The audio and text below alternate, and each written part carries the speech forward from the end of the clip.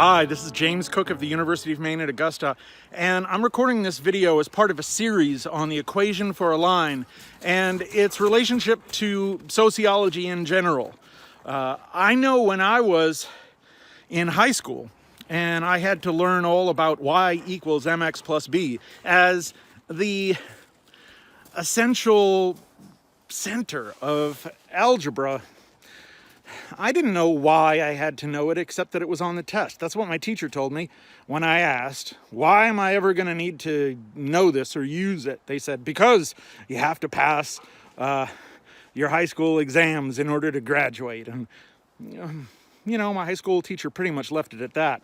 But the answer for that fundamental question, what is the equation of a line useful for? Y equals mx plus b. Well, there's a better answer then because it's on the test. We could start by thinking literally, who uses the equation for a line? Well, people who are engaged in draftsmanship, that is, drawing schematics, you'll want to know that. If you want to chart a line on a map and you're doing navigation, well, certainly you'd want to do that. But the application of this central part of algebra, y equals mx plus b, it has much broader and deeper implications than that.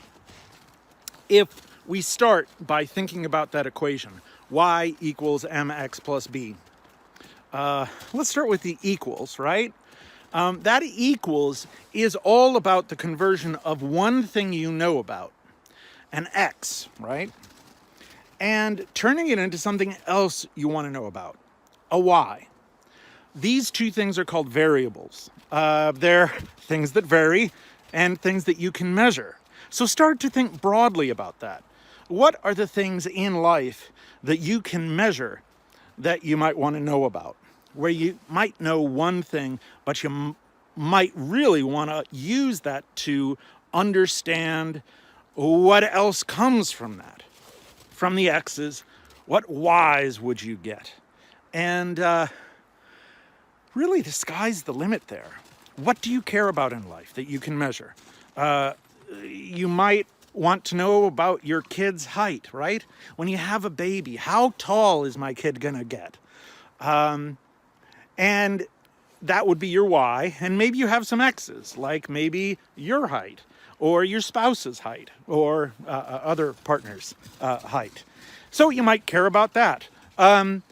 When you get cancer and you want to ask the doctor, how long have I got, doctor? Or maybe, is this going to affect my lifespan at all, this y? Well, your doctor's going to come out with x's, like, well, how large is your tumor? Those are both variables, right? And so there's a relationship between x's and y's. When you want to ask yourself, how much money am I liable to make if I go into this profession? The profession you go into is an x. It's a variable. It's something you can measure that might affect y, your income, both variables, right? If you are wanting to know, how likely am I to be assaulted in my lifetime? The number of assaults you're likely to encounter in your lifetime at the hands of other people might depend on other things, like where you live. It might depend on how old you are. And those also are variables that can be measured, that determine either the number of assaults you get in your lifetime, or even just perhaps another way of measuring y is the likelihood of you ever being assaulted in your lifetime.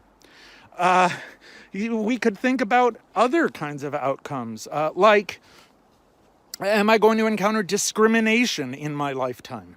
That is, people treating me differently because of who I am. Well, what your categorical existence might be described in terms of these values, like race, or like in terms of gender, or the years of education you have, those could affect the likelihood that you are discriminated against. X's and Y's. The Y is discrimination, and X is some kind of characteristic that describes you.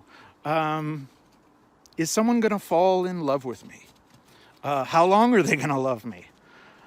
Those are outcomes. Your Y's are these outcome variables, and X's are these things that predict it.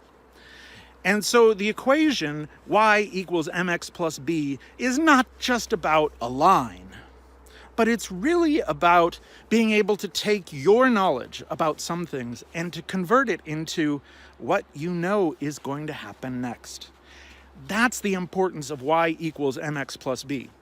And so we can ask ourselves as people who live short lives, shorter than these trees all around me, what kind of experience am I going to have?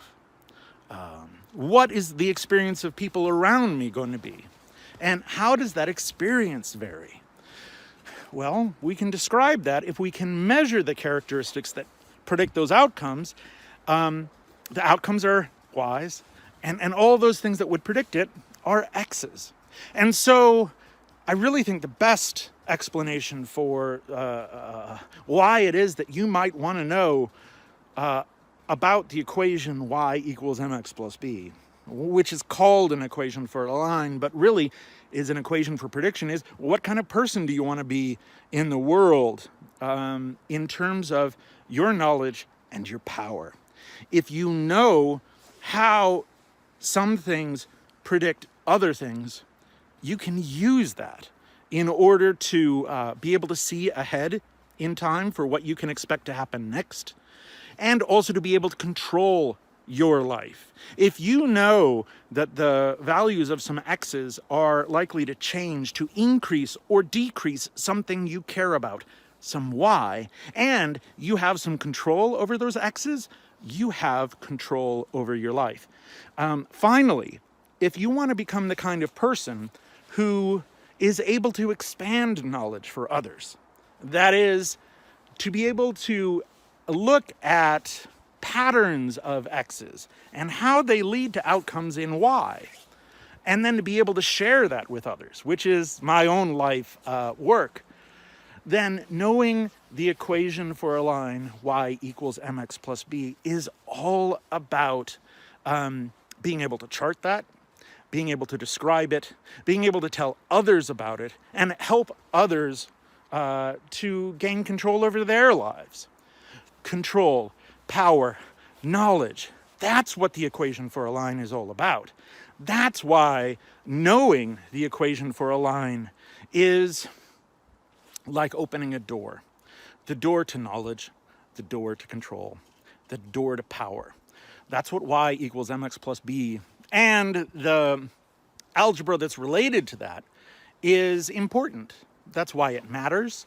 And it's why it can help you do just about anything that has to do with looking at the world and figuring out how it works. If you want to be the kind of person who is able to get a beat on that, y equals mx plus b can help you. And more broadly, a quantitative approach to sociology is all about measuring these things, these x's, these y's, these variables, seeing how they work, and then changing the world around us for the better. In medicine, in healthcare, in economics, so in business, in our friendships too, in our associations, in groups. All of these things can be described and used to generate predictions that give us control over our lives. So if you want that, knowing about y equals mx plus b, being able to have skill in working with the equation for a line and that simplest form of algebra is that door. Open that door, go through that door, and you're going to level up. You're going to power up. You're going to find that all of a sudden these mysteries over which you didn't have any understanding or control or power before, you have understanding, knowledge, and possibly control over in your own life. So y equals mx plus b is something that you'll want to learn if you want to have a better life. And that's the quick answer.